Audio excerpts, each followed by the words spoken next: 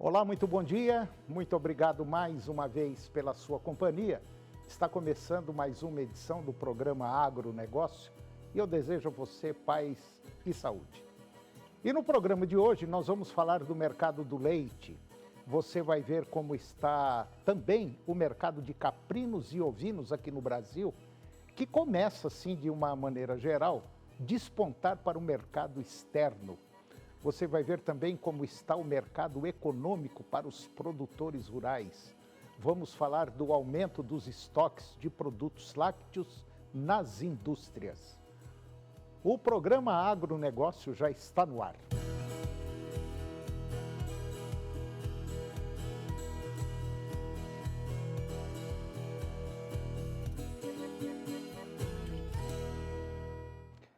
Eu começo o programa de hoje falando do mercado do leite. O movimento de desvalorização do leite no campo segue, infelizmente, muito firme aqui no Brasil. Pelo 8º mês consecutivo, o preço pago ao produtor recuou na chamada Média Brasil, preço da Média Brasil, que é o reflexo do elevado abastecimento interno no mercado, ou seja, muito leite. Dados do Centro de Estudos Avançados em Economia Aplicada da Exalc, USP, o CPEA, mostram que o leite captado em novembro foi negociado a R$ 2,11 por litro, uma queda de 8,3% em relação a outubro de 2025 e uma queda de 23,3% na comparação com novembro de 2024. Isso em termos reais, com os valores já deflacionados pelo IPCA. E com esse resultado, o preço do leite acumula um recuo real de 21,2% ao longo do ano passado, 2025. Segundo o CPEA, a sequência de baixas ela é explicada principalmente pelo forte aumento da oferta que tem pressionado as negociações ao longo do ano. A produção de lácteos cresceu de forma significativa em 2025. A estimativa do CPEA é de que o ano seja encerrado com alta média de 7% na captação industrial, alcançando o recorde de 27 bilhões de litros de leite. A produção de leite cru ela foi favorecida pelos investimentos realizados em 2024 e também pelas condições climáticas mais favoráveis ao longo de 2025, que estimularam a produção na região sudeste e também no centro-oeste e reduziram a queda sazonal na região sul. A disponibilidade de lácteos também vem sendo reforçada pelas importações, que, embora tenham recuado por volta de 14,8% no mês de novembro, seguem ainda em níveis elevados. E na parcial de 2025, o Brasil importou cerca de 2 bilhões de litros em equivalente leite, volume apenas 4,8% menor do que no mesmo período de 2024, que foi um ano onde registrou aí um recorde nas compras externas. Em sentido oposto, as exportações brasileiras caíram 33% na comparação anual, somando 62,4 milhões de litros em equivalente leite no acumulado do ano. E agora vamos falar do aumento dos estoques de produtos lácteos nas indústrias. Segundo agentes de mercado que foram ouvidos pelo CPEA, existe aí um aumento significativo dos estoques de produtos lácteos, tanto na indústria quanto nos canais de distribuição. Com o mercado abastecido, as negociações de derivados têm sido pressionadas, comprimindo as margens dos laticínios e um levantamento que foi feito pelo CPEA com apoio da Organização das Cooperativas Brasileiras, a OCB, aponta que em novembro os preços no mercado atacadista de São Paulo registraram novas quedas. O queijo mussarela, por exemplo, recuou 3,7%, o leite UHT, aquele leite de caixinha, caiu 11% e o leite em pó teve baixa de 2,9%, todos em termos reais. As cotações médias passaram de R$ 28,99 o quilo da mussarela, o leite de caixinha R$ 3,59 o litro e o leite em pó na casa de R$ 28,57. Com o repasse dessas quedas ao preço do leite cru, a receita dos produtores segue em retração, ou seja, também em queda, ao mesmo tempo em que os custos de produção continuam em alta. Apesar da redução de 0,6% no preço da ração no mês de novembro, o custo operacional efetivo, que é o COI, subiu 0,2%, pressionado pela valorização de outros insumos. A alta do milho também deteriorou o poder de compra do produtor. Em outubro foram necessários 28,4 litros de leite para adquirir uma saca de 60 quilos de milho, um aumento de 7,1% em relação a setembro e 2,3% em relação à média dos últimos 12 meses. O conjunto de indicadores reforça um cenário de perda de rentabilidade no campo e também de cautela nos investimentos, o que, segundo o CPEA, pode levar aí a uma desaceleração gradual na produção nos próximos meses. E agora vamos comentar do mercado de caprinos e ovinos aqui no Brasil, que começa a despontar assim de maneira geral para o mercado externo.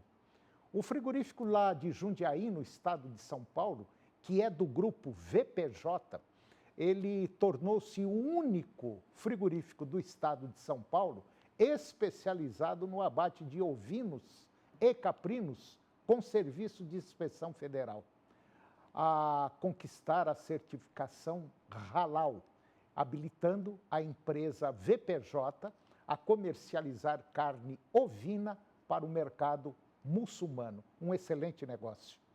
Com o selo, o grupo VPJ passa a atender os rigorosos critérios sanitários, culturais e religiosos islâmicos, ampliando o acesso ao mercado mundial estimado em mais de 1 bilhão e 800 milhões de consumidores. A certificação, ela foi concedida após meses de estudos e adequações operacionais e auditorias conduzidas em parceria com a Federação das Associações Muçulmanas do Brasil, a FAMBRAS. O processo ele foi oficialmente concluído em setembro de 2025, após inspeções que avaliaram todas as etapas da produção, do manejo dos animais ao armazenamento dos produtos. Segundo a supervisora de exportação da VPJ Alimentos, a Beatriz Melnado, o frigorífico lá de Jundiaí, em São Paulo, tem capacidade de abate de 60 animais por dia, o que equivale a cerca de 1.200 ovinos por mês, e é responsável por todo o abate de ovinos destinados às marcas Cordeiro Doppler e Farmer Lamb, pertencentes ao grupo. A VPJ ela já segue critérios muito rigorosos de qualidade, sustentabilidade e bem-estar animal. Por isso, não foi necessária nenhuma alteração física na planta. A principal mudança está no aspecto cultural, que vai além da técnica. A certificação Halal, que é um termo árabe que significa permitido ou lícito, atesta que os produtos estão em conformidade com a lei islâmica, o Sharia, garantindo a ausência de contaminação cruzada com substâncias proibidas e o cumprimento de práticas específicas de abate. Para atender às exigências, toda a equipe envolvida no processo passou por treinamento internacional na Academia Halal, voltada à capacitação e conscientização sobre os protocolos da produção halal. E agora vamos falar do mercado econômico dos produtores rurais. A conjuntura macroeconômica brasileira tem imposto desafios relevantes ao agronegócio com impactos diretos sobre custos, receitas e margens dos produtores. Segundo a consultoria Celeris, a manutenção da taxa básica de juros em níveis elevados, combinada à valorização do real, tem encarecido o capital no campo e reduzido a rentabilidade da atividade agrícola. Após um 2024 marcado por forte desvalorização da moeda brasileira frente ao dólar, o cenário ele mudou em 2025, quando o real passou a registrar um dos melhores desempenhos entre as moedas emergentes, com valorização de 27% na cotação. Esse movimento ele ocorreu em meio à desvalorização generalizada da moeda americana diante das economias emergentes, influenciada por políticas internas lá nos Estados Unidos, como o aumento dos gastos públicos e do déficit fiscal, além de tensões comerciais, inflação mais elevada e sinais de enfraquecimento da economia no mercado de commodities agrícolas. A apreciação do real intensificou os efeitos da queda dos preços internacionais no mercado interno, pressionando ainda mais as margens do produtor. Ao mesmo tempo, a economia brasileira passou um período de desafios fiscais, vamos dizer assim, com a política expansionista, que elevou o déficit primário e aumentou o risco do país perante agências internacionais no primeiro semestre de 2025. A inflação persistente, que se afastou do centro da meta a partir de julho de 2023, permaneceu elevada e acelerou no início de 2025. Esse processo foi impulsionado pela expansão fiscal, pelo aumento da oferta de crédito e por um mercado de trabalho aquecido. No cenário externo, pressões inflacionárias e a guerra comercial ampliaram as incertezas e sustentaram juros elevados em diversas economias. Diante desse contexto, o Banco Central brasileiro adotou uma postura mais restritiva e elevou a taxa básica de juros para 15%, o maior nível desde julho de 2006. E agora vamos falar um pouquinho da reforma tributária que já começou nesse ano. A reforma tributária prevista para 2026 impõe novos desafios ao produtor rural e amplia a importância das decisões ligadas ao enquadramento fiscal da atividade. Segundo a contadora Luciene França, a escolha entre atuar como pessoa física ou pessoa jurídica deixa de ser apenas uma definição operacional e passa a ter impacto direto na estratégia do negócio rural. Com as mudanças no sistema de tributos, a tendência é de aumento na diferença da carga tributária entre os dois modelos, o que exige uma atenção redobrada por parte dos produtores. Um enquadramento inadequado pode resultar em perda de créditos tributários, elevação do custo fiscal e reflexos negativos no resultado financeiro da atividade, afetando desde o fluxo de caixa até capacidade de investimento. A avaliação entre pessoa física e pessoa jurídica ganha peso em um cenário no qual o planejamento tributário se torna indispensável.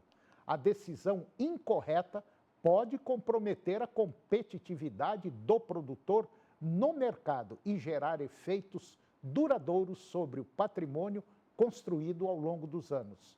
Por outro lado, uma escolha bem fundamentada permite maior previsibilidade dos custos e melhor aproveitamento das regras do novo sistema a partir deste ano, que já começou. O planejamento deixa de ser uma alternativa e passa a ser uma necessidade para quem atua no campo.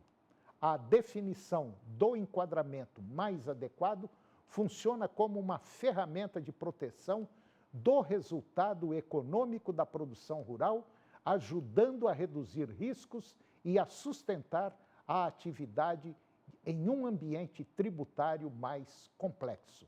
A decisão entre pessoa física ou jurídica deve ser encarada como parte central da gestão do negócio, com foco na preservação do caixa, da competitividade e da segurança patrimonial do produtor.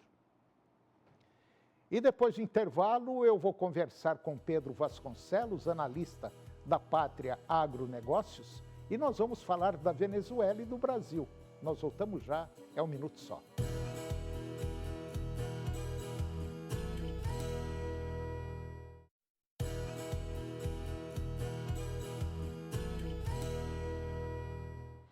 Nós estamos de volta e agora eu vou conversar com Pedro Vasconcelos.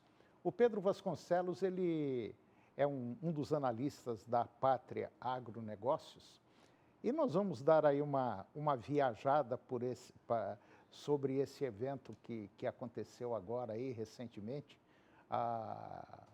com a Venezuela, a entrada dos americanos, o sequestro do presidente Maduro, o comércio bilateral que tem entre Brasil e Venezuela, enfim, vamos falar também um pouquinho do mercado de grãos. Pedro Vasconcelos, bom dia, está tudo bem? Bom dia, tudo bem, graças a Deus. Como sempre, um prazer enorme estar por aqui. O prazer é nosso, Pedro, está tudo bom, né? Pedro, é o seguinte, nós tivemos esse evento aí que já vinha sendo programado já há algum tempo pelos Estados Unidos. A Venezuela, que era considerada há mais de 20 anos, há uns 20 anos para trás, vamos dizer assim, a Suíça da América Latina, né?